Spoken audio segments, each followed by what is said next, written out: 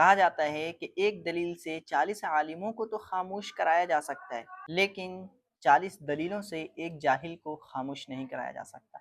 ایسا ہی معاملہ کچھ میرے ساتھ پیش آیا۔ میں نے آج تک صرف یہ سنا تھا، لیکن میں نے اس چیز کو فیس کر لیا ہے۔ میں سمپل اور شارٹ میں بتاتا ہوں۔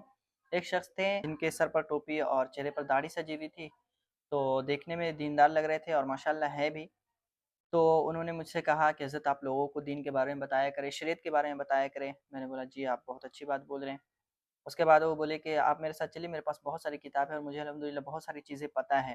اور وہ اپنی زبان سے اس چیز کو کہہ رہے تھے کہ بہت سارے عالم اور بہت سارے جو مولانا ہیں وہ میرے سامنے کچھ بھی نہیں ہے، میں نے ان کو یوں کر کے مطلب ان کے علم کا اندازہ لگا لیا۔ انہوں نے اپنی زبان سے ساری بات کہی، بھی میں ان کے ساتھ گیا، وہ کتابیں دکھانے لگے اپنے گھر میں۔ پھر اس کے بعد انہوں نے کہا کہ حضرت سورہ کوثر ہے ایک، اور میں نے اس کا ترجمہ اور تفسیر پڑھا ہوں، مجھے بہت اچھا لگا۔ اور میں بولا ماشاءاللہ ابھی میں آپ کو دکھاتا ہوں، آپ کو پتہ ہے وہ کتنے پارے میں ہے؟ میں بولا ہاں الحمدللہ میں حافظ ہوں، 30ویں پارے میں۔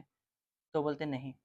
پھر وہ تفسیر کی کتاب لائے، 1 سے 5 لے کر کے اب بولتے کہ اس میں ہے۔ انہوں نے یہ نہیں کہا کہ 1 سے 5 تک میں ہے، انہوں نے کہا کہ اس میں ہے۔ میں بولا کہ اس میں تو 1 سے 5 تک کے ہے تفسیر۔ تو بولتے ہیں کہ نہیں حضرت آپ کو نہیں پتہ، شاید ابھی آپ بچے ہیں، آپ کو مطلب اتنا علم نہیں ہے۔ آپ یقین نہیں کرو گے کہ وہ بندہ ماننے کو تیار ہی نہیں ہوا۔ اس کے بعد اس نے کہا کہ حضرت مجھے تو اردو نہیں آتی ہے، لیکن میرے بیگم کو آتی ہے، اور وہ آئے گی اور اسی میں آپ کو سورہ کوثر کھوج کر کے دکھا دے گی۔ میں بولا ٹھیک ہے، پھر بلائیں اور دکھا دیں مجھے۔ وہ آتی ہیں اور بیچاری وہ بھی آ کر کے اس میں لگی پڑی رہتی ہے، لیکن ان کو نہیں ملتا۔ بھائی ملے گا کہاں سے جبکہ وہ 30ویں پارے میں ہے؟